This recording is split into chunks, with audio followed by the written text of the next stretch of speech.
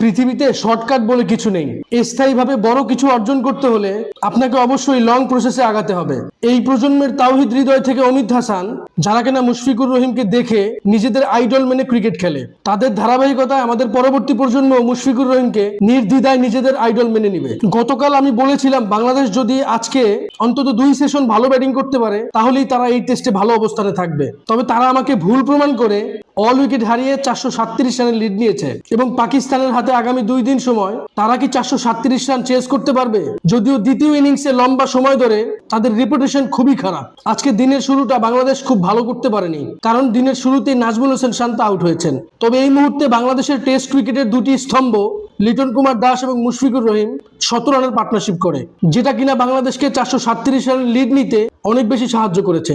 পরবর্তীতে লিটন দাস 60 রান করে আউট হলে মেহেদী হাসান মিরাজও ইনিংস লম্বা করতে পারেনি। টেইলেন্ডার ব্যাটসম্যানদেরকে সাথে নিয়ে মুশফিকুর রহিম নিজের শতক পূর্ণ করলেন এবং 137 রান করে আউট হওয়ার পর তার এক্সপ্রেশন দেখে মনে হচ্ছে তিনি আরো রান করতে চেয়েছিলেন।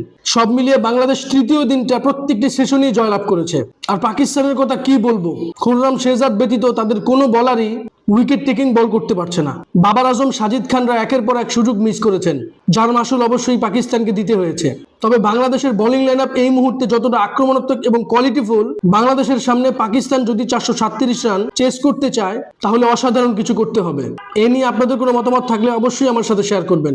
ভিডিওটি ভালো লাগলে লাইক, কমেন্ট, শেয়ার, সাবস্ক্রাইব করবেন। ধন্যবাদ।